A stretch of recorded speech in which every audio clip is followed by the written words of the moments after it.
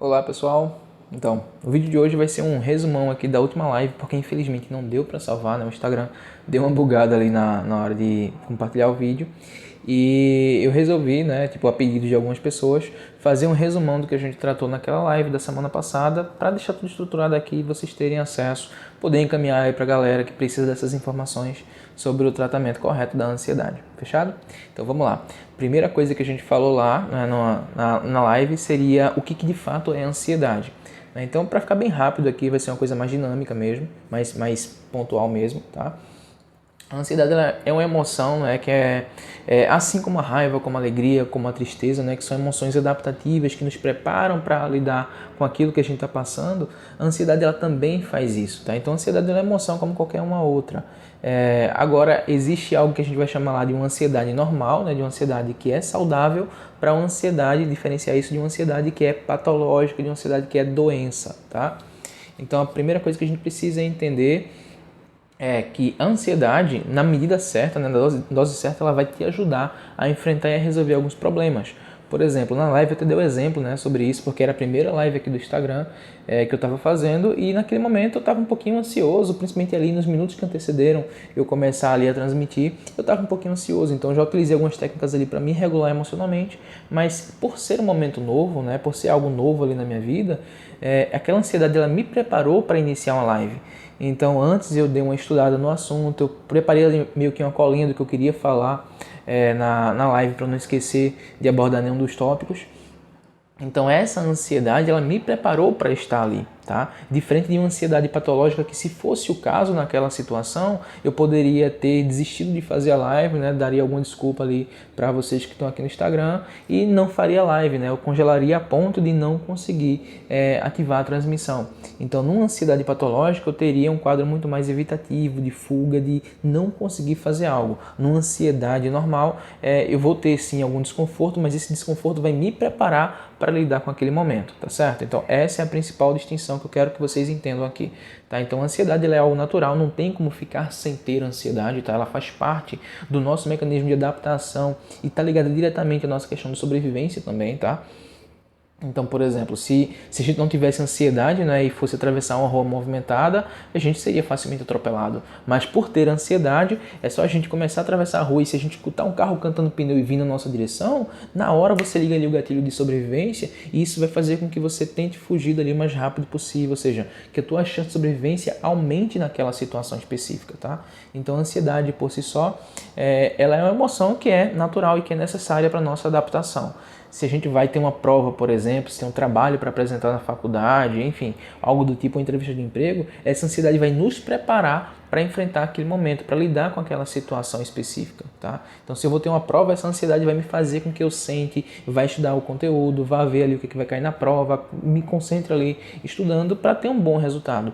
Se eu não tivesse ansiedade nenhuma, seria meio que uma situação assim, Leandro vai ter uma prova amanhã, e de repente eu, tá certo, massa, não sei nem sobre o que é a prova, não sei nem qual é o assunto, não sinto nem para estudar sobre, tá?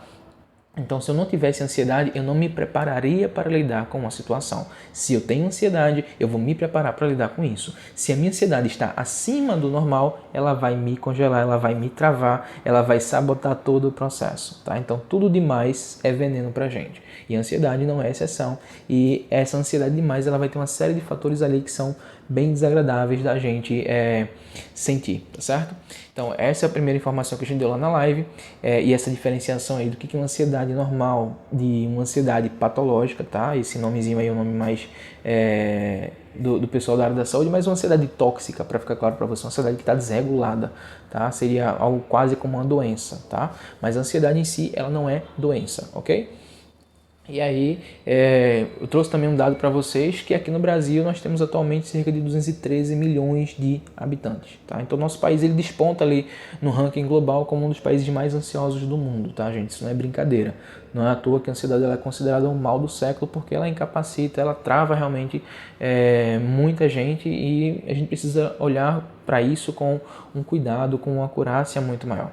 Então, a primeira coisa que eu quero que vocês entendam é que nós temos 213 milhões de habitantes e em 2017, tá? Alguns anos atrás, nós tínhamos 10% da população, de acordo com os estudos da época, que foram divulgados, de acordo com o censo que foi divulgado, 10% dessa população, de acordo com a OMS, tinha uma ansiedade patológica, tá? Ou seja, cerca de 20 milhões de pessoas tinham ansiedade patológica.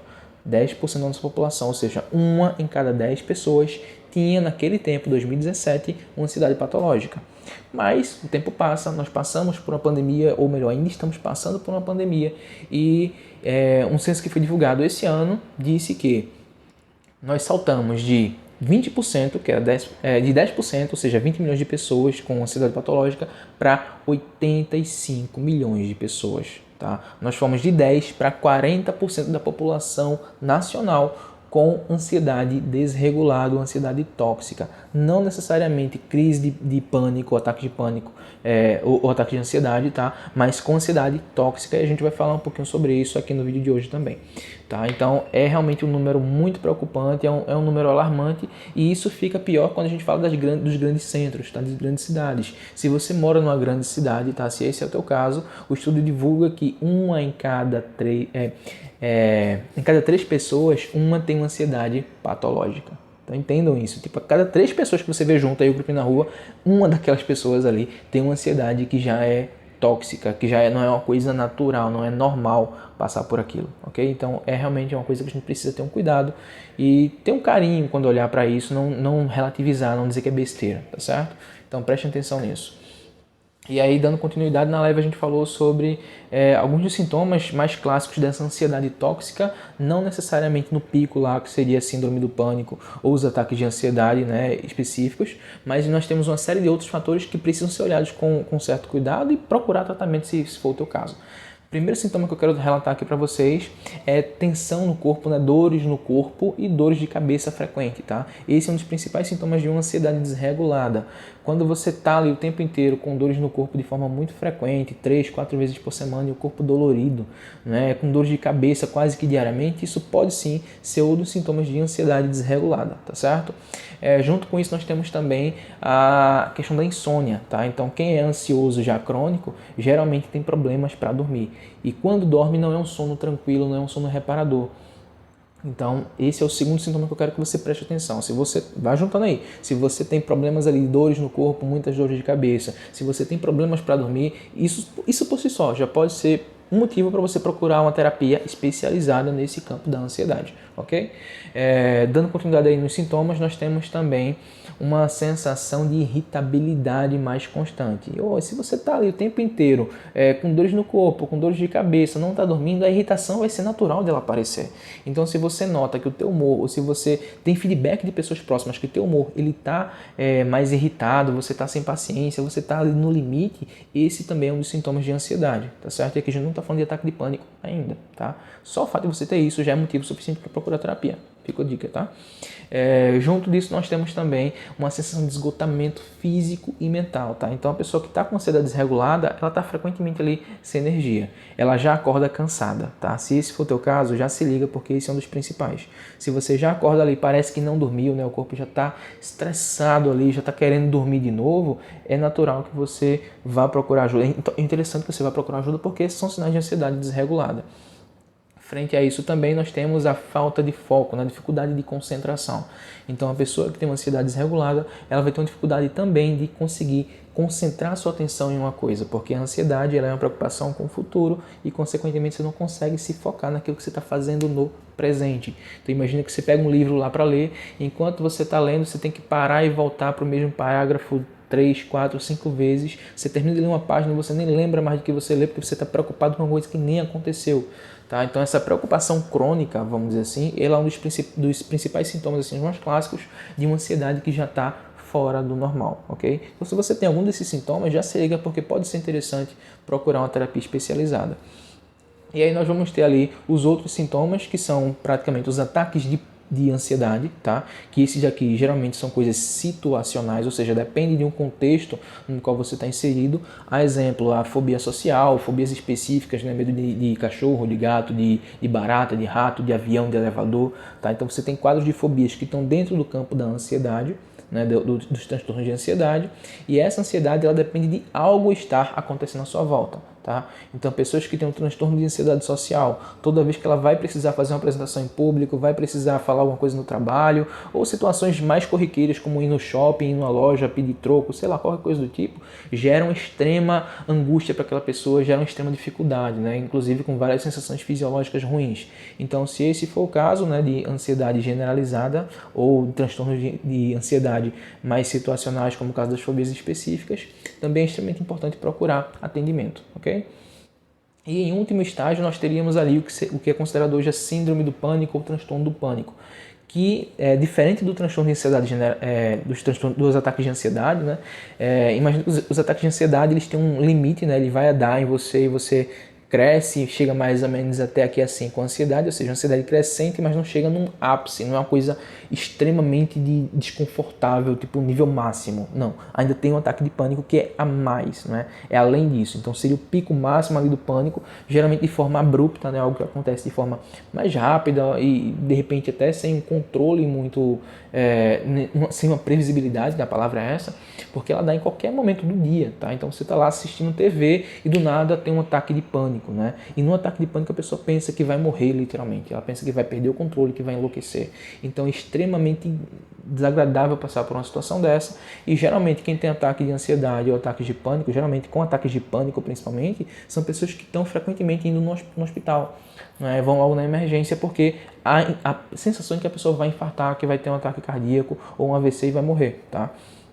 Então, se esse for o teu caso, já de cara que esses dois principalmente, você tem que ter um tratamento especializado, você tem que procurar uma assistência de um bom psicólogo, tá, para lidar com isso.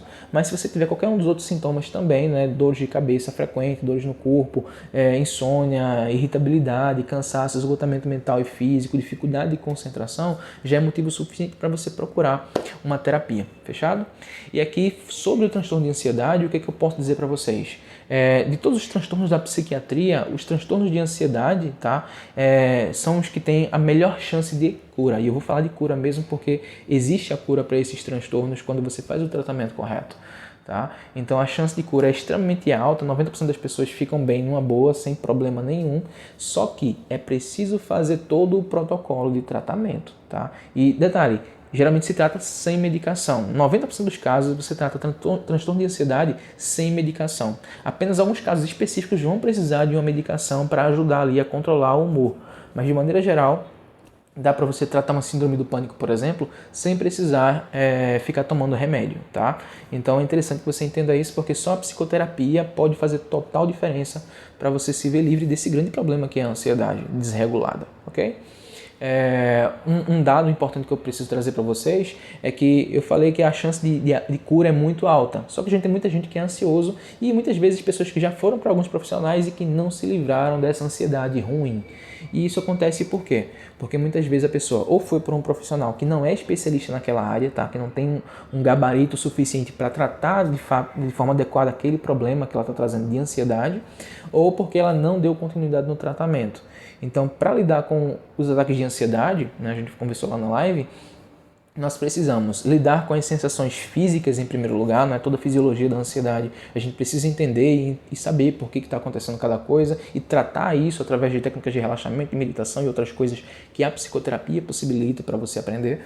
Mas o primeiro passo é realmente tratar o sintoma. O segundo passo que a gente precisa fazer é tratar os pensamentos, as crenças disfuncionais, as regras que a pessoa tem sobre si mesma, tá? Então, as crenças centrais que a gente coloca lá na terapia cognitiva. Então, todo esse processo de entender os fluxos de pensamento, as principais crenças, as principais ideias, é a segunda parte do tratamento, vamos dizer assim, mas é extremamente fundamental e é aqui que está a diferença, tá? Porque primeiro a gente pode tratar o sintoma e a gente vai lidar com o pensamento e depois a gente vai lidar com os comportamentos, tá? Com os comportamentos que acabam reforçando um ataque de ansiedade, com as coisas que acabam realmente colocando numa situação que você fica à mercê da sua ansiedade.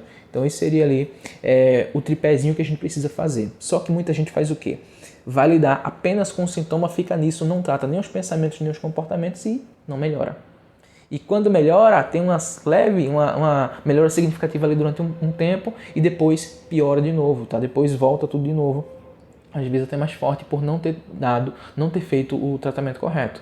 Porque muitas vezes essas pessoas ou estão fazendo somente o uso de medicação, então muita gente acaba fazendo isso, né?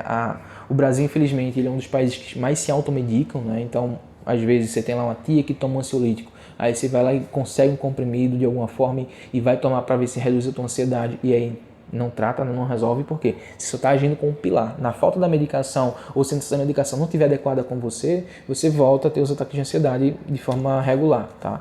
Então, por isso que é interessante não ficar só em uma coisa, tá? Se você tratar só na superficialidade, você pode melhorar por um tempo, mas depois aquilo volta a acontecer com você. Por isso que é importante fazer todo o processo de tratamento, ok? Quanto tempo que esse processo demora? Depende de pessoa para pessoa, mas geralmente ali com 2 meses de terapia você já consegue ter excelentes resultados. Tá? Então é interessante que você entenda que um bom profissional ele vai fazer toda a diferença no teu tratamento. Geralmente sem uso de medicação, só em casos extremamente específicos que precisam realmente de um estabilizante de humor é que ele vai te encaminhar para um psiquiatra, mas de maneira geral só o psicólogo consegue dar conta. Ou melhor, só um bom psicólogo que é realmente especialista nessa área.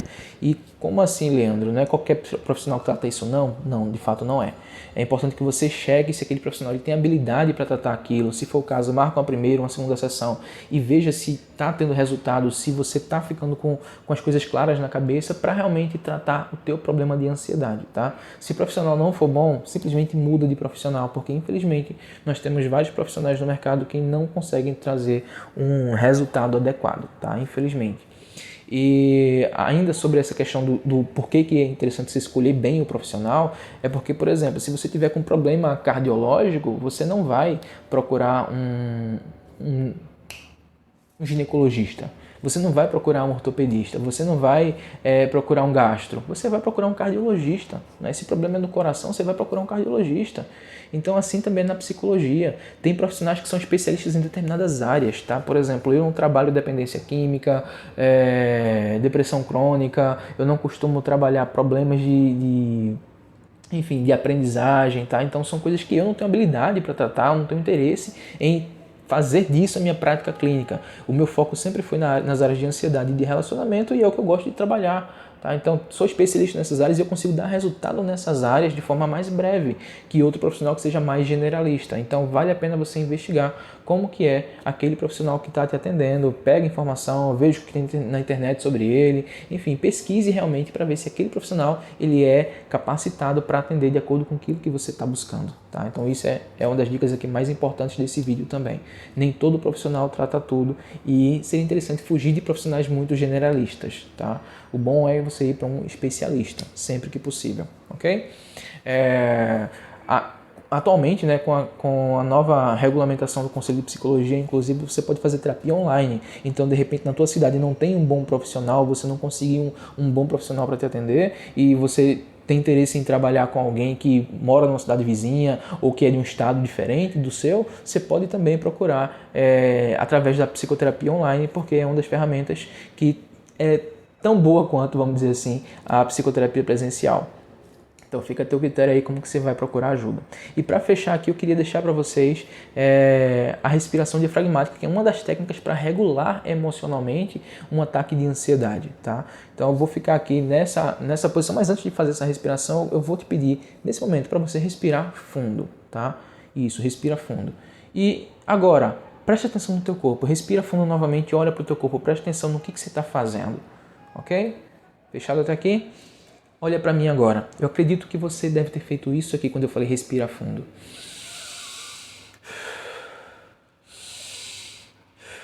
Essa respiração que eu estou fazendo, ela é ansiogênica, tá? Essa respiração daqui para cima, a gente chama de respiração torácica, ela é ansiogênica, ela ativa ainda mais a ansiedade.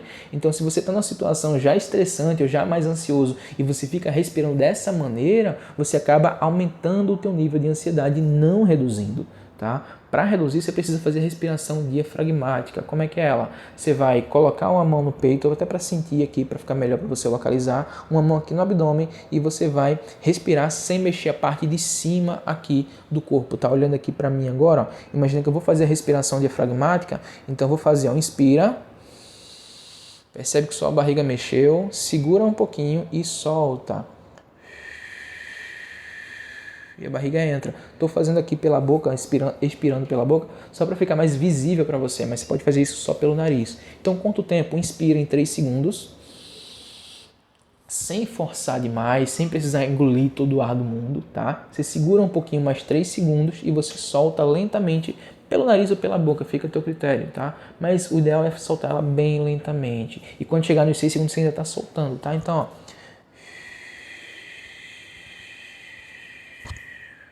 Fechado? Então essa é a respiração diafragmática. Ela não mexe a parte superficial, é só aqui na região do abdômen, tá? Na região do diafragma, por isso que o nome é respiração diafragmática. Então a respiração profunda que acalma tem que ser essa e não essa outra, tá? Em outro vídeo eu posso abordar melhor sobre isso, trazer aqui para vocês sistema nervoso parasimpático, como é que isso funciona para a gente ativar a regulação emocional, mas para o vídeo de hoje eu quero já deixar para vocês essa técnica.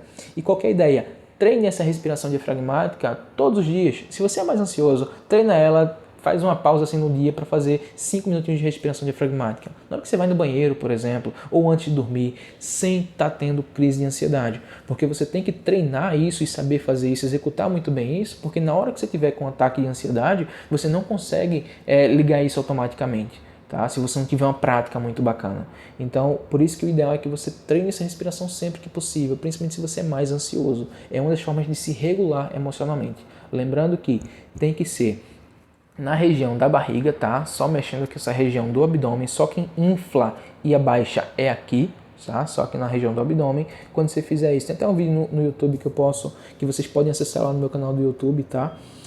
Que eu explico como é que faz essa respiração direitinho, mais visível até para não consumir tanto tempo aqui. Mas é a respiração que é o carro-chefe para você regular a tua ansiedade, ok? Então faz essa respiração de forma regular. Qualquer dúvida, qualquer comentário que você tenha, pode deixar aqui embaixo que eu vou estar respondendo, ou se for o caso, pode me mandar um direct também.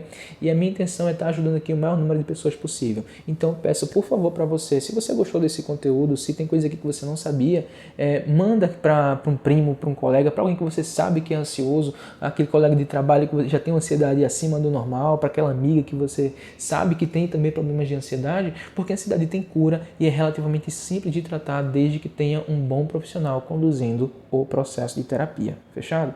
Geralmente sem uso de medicação nenhum, geralmente também uma terapia breve, tá certo? Então são informações importantes com a chance de cura extremamente alta, desde que a pessoa realmente vá procurar um bom profissional, um bom tratamento ali para ela. Fechado? Então por hoje aqui, esse é o resumão aqui da live que a gente fez na semana passada. Mas eu agradeço a tua atenção até agora e estou à disposição para qualquer dúvida, tá? Até mais.